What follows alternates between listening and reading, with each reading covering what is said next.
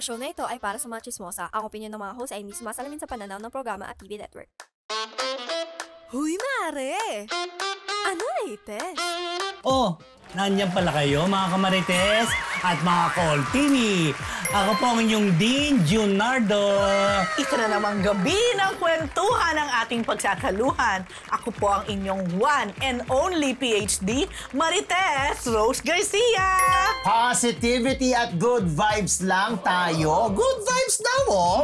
Ganon. Ito ang inyong Mega Marites Lecturer, Mr. Fu. Huwag na nating patagalin pa at hayanin yung kami magatid sa inyo ng showbiz updates para sa ating segment na Isang Linggong Chismis!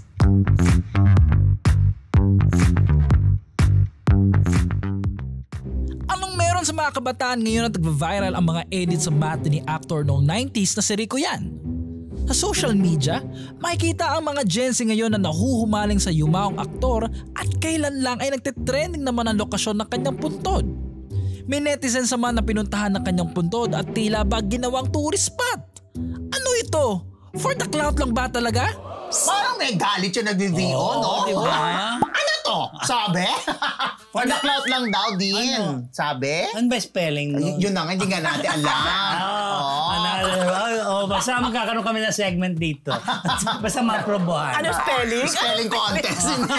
Hindi, nakakaloka lang. Sabi nila, di man sinisisi, parang ang tinuturo nilang dahilan kung bakit daw naggaganyan yung Gen Z dahil sa si Miss Claudine Barreto tuwing death anniversary, birthday, at kung anumang okasyon. Kahit walang okasyon. O kahit walang okasyon, nagpupunta si Clau doon sa puntod ni Rico Yan. Or nagpo-post. Oo, nagpo-post ng mga memories, mga ganyan. Si Clau naman naging karelasyon. I would understand. Hindi ko rin maintindihan ng mga Gen Z ngayon. Ang tanong, kilala niyo ba si Rico Yan? Meron pa nga nagsabi na parang yung isa sa mga nag-post, parang hindi niya naabutan si Rico Yan at all.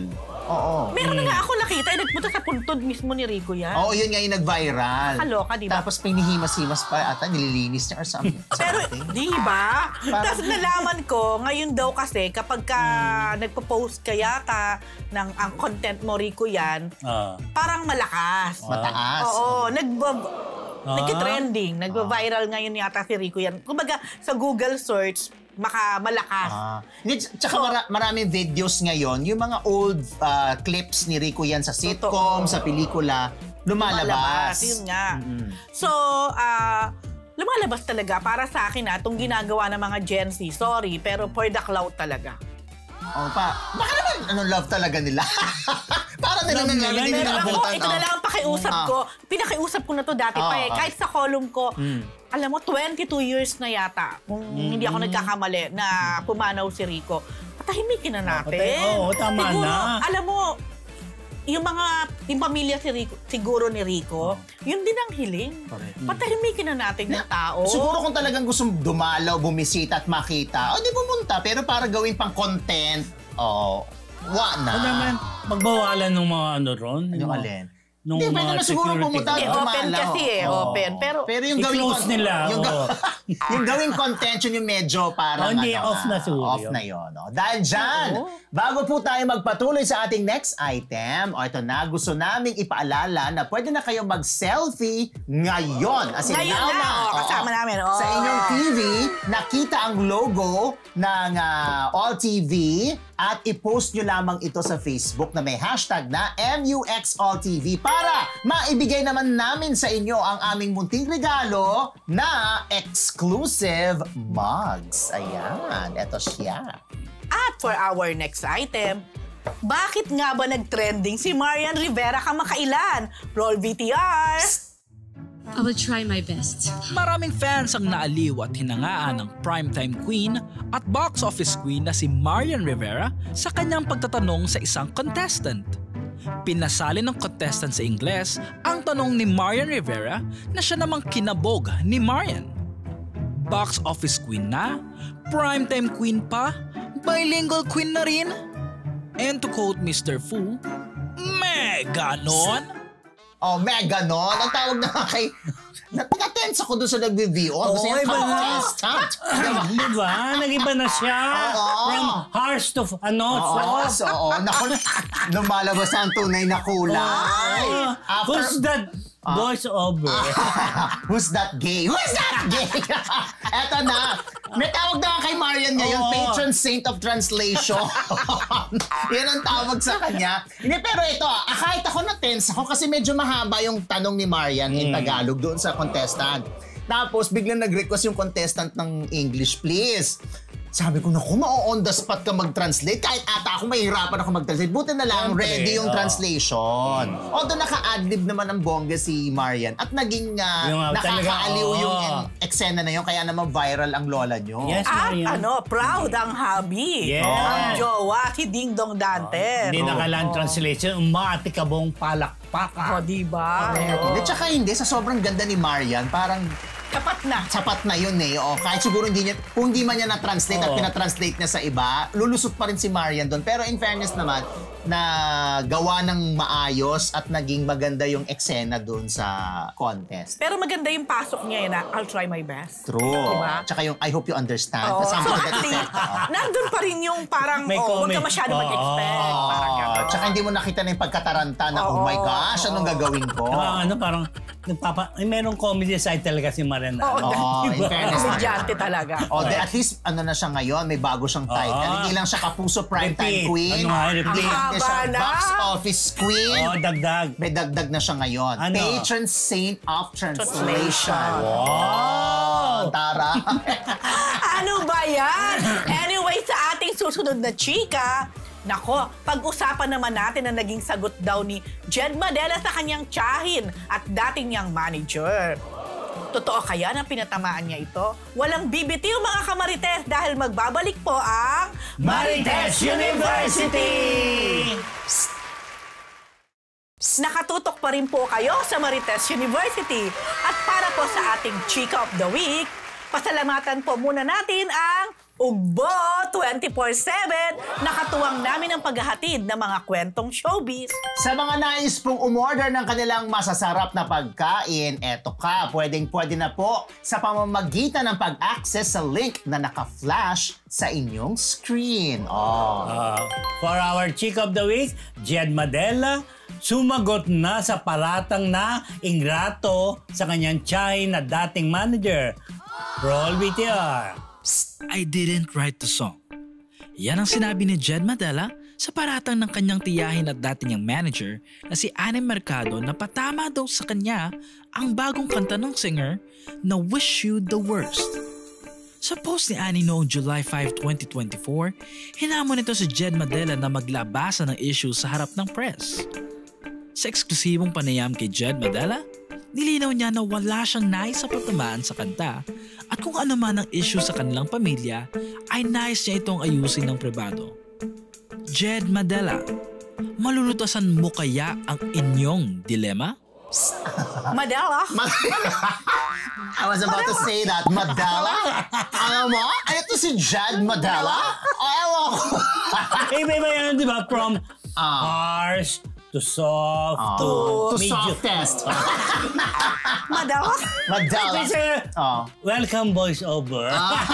Welcome to the club. Welcome to the club. Hindi ko lang alam kung magugustuhan ni Jed Madela yung storyang ito at ang kwentong ito dahil, di ba? Kasi yung imahe talaga ni Jed Madela ang naapektuhan dahil parang sinasabi na maldita. Ay. Ano ba? Sorry, ano ba?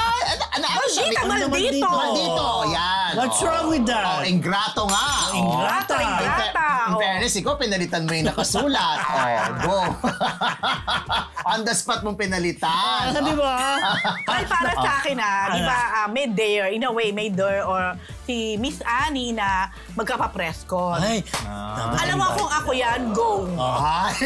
Go na kasi, ano siya I miss press. Alam mo nagliwanag ang mukha ni Junardo na sinabi mo may press con. sure ka ba na ikaw ay Invited. Baka. close ba kayo? Ay, gano'n na. Anyway, maganda na total naglabas na siya. At kung talagang hindi na ito maaayos ng kanilang pamilya. Correct. Dahil magtsahin isang pamilya, Eh di sige na, para malinawan at lahat. Kasi naglabas si Miss Annie na ganito, ganyan. Pero ang talagang ano pa rin tanong, ano ba talaga? Bakit ba? Sinasabi na pera, may nagchika sa akin kanina, parang ibang kwento naman. Hindi pera lang eh. So, pero dahil nga sabi ko, hindi kami natapos ng chikahan, kaya hindi ko pa maikwentong buo kung ano yung chika na yon. That's parang sinasabi na may mga alam yung si Annie at yung pamilya na pinagtatakpan tungkol kay Jed. Exactly, parang ganyan. So, kung ganon, harapin ni Jed kung totoo o hindi. Diba? Tsaka yung nasa ako na parang, parang sa part ni Jed, parang sinabi na inaayos na nila as a family. Yun ang narinig ko. Pero abangan ang susunod na kabanata kasi talagang matapang si Annie. Annie ba itong bakal? Diba? Okay. Nako, kung kaya nyo ayusin nyo talaga. True. Kung hindi, papresyon ko, invite nyo kami Marites ha. Okay mga Marites, sa aming pagbabalik, subukan ninyong hulaan kung sino ang mga personalidad sa likod ng ating blind item. Stand by lang kayo dyan mga Marites dahil magbabalik po ang Marites University! Welcome back mga kamarites! Bago tayo maghulaan, isalang muna natin sa challenge ang isa sa ating mga Marites faculty sa larong Guess Who? Mr. Fu, may hinanda kaming 5 celebrity photos ang team. At kailangan mahulaan mo yan kung sino-sino sila sa loob ng 1 minute. Naku. Game ka na ba? Game na! Okay, go! Saan na siya? Go! Grabe naman. Parang ko na mahuhulaan yan. Sino yan? Hindi ko kilala. Si Alexa Ilacad. Wow! Okay, mahula ka na lang. Sino? Rami. Naku, wala kasing laptop kaya hindi ko nahulaan. Next! Naku, mahina ako sa... Kylie Versosa? Hindi. Sirit. Nadine Lu. Kasi akala ko Nadine Luso. Ano ba yan? Wala na hulaan. Next! Ay, ano yan? Ano yan? Huwag mo na hulaan! Ano yan? Ba to? Ano to? Sino yan?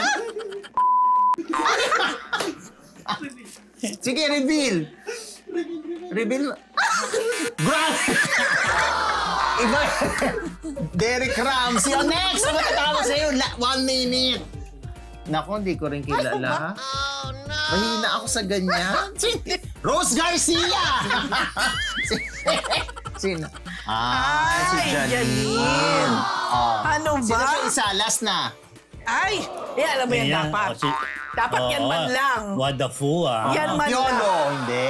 May dibdib. May buhok eh. May buhok. Yolo?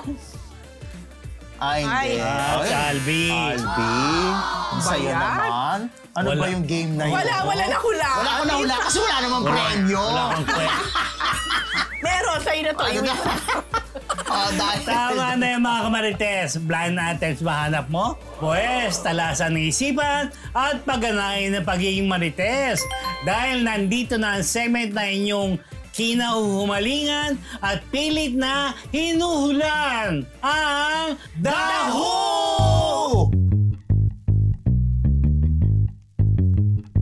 Mga kamarites, ang hashtag po natin ngayon ay Material Girl. Ay, Madonna! Diba? Anong ira yan? Ano yan? 80s! 80s ba? Pero hindi po 80s ang bida natin dito, isang actress na... Dahil 60s. Ano ba yan? Nagbibida na rin. Maganda katawan. Talagang leading lady type. Yun. Pwede sa movies, pwede sa series. Pero yung sa likod ng imahe niyang sweet-sweetan. And mas sweet pa, lahat kaya niya. Nagkaroon niya ng boyfriend. Na isang galing sa mga nagluluto. Kaya lang sa mga chef, gano'n. Nagluluto? Kaya lang hindi pa masyadong richy-richy yan. Sino? Si Chef. Si Chef. Boyfriend nagalit ang mother ni girl. Sabi niya, tanggalin mo na alisin mo na yan, wag mo na yan. Hiwalayan mo na, Hiwalayan mo sabi. yan, goodbye mo na yan. Kasi walang, hindi kayang yung luho mo. Tapos, Kaya ang pakainin dahil nagluluto. Diyos ko, Maganda naman ang kita ng chef. ikaw ba, mabubuhay ka ng pagkain lang? Oy. Ay. I think ako, oo. Tsaka, basta may lulutuin. At may tapos sa kakainin. kanya, naging ano pala yan, naging jowa ng, natikman din siya ng isang sikat na personalidad na lalaki na mayaman. Ito si si Material actress, Girl. si Material Girl. Tapos naging ano na siya, yung nabigyan ng bahay sa abroad. Ay! Ayun, gano'n. Teka na, si actress ba may asawa na? Wala pang asawa. So, ano pa to? Bata-bata? Wala pang asawa. Wala pa. Kalilipat ba niyan? Hindi. Ng Sa bahay? Ng bahay o ng network? Dito yan, nandiyan no. Tapos sa ganyan, pero di ba, meron siyang, ano lang, yung one time lang, pero nagustuhan nung male personality siya. Kaya binila ng bahay sa abroad. Tapos meron na naman ngayon, yun na yata ang kanyang parang mayaman din. Ang karelasyon niya ngayon. Oo. So, wala na yung chef. Wala na yung chef, wala. pinatsugi Wala. naman Oo. yun. Pero syempre may one time, first time, gano'n. So ibig sabihin may booking? Wala siya nga rito, di ba? Ay. Anyway, sana po nag-enjoy kayo ngayong Saturday night, mga kamarites. Pero kung nabitin po kayo, pwede nyo rin po kaming panoorin sa aming YouTube channel tuwing Lunes at Huwebes ng gabi, tuwing 9 p.m. Totoo po yan. At tuwing Sabado naman, dito naman po kami mapapanood sa All TV. Maraming salamat po. Magtutuloy-tuloy lang po ang Marites University! Ay, congratulations kay Neo! Congratulations! Si Kaya wala si Ambet, nag-graduate ang kanyang uniko iho. Congrats! Congrats! Uy, mare! Ano latest?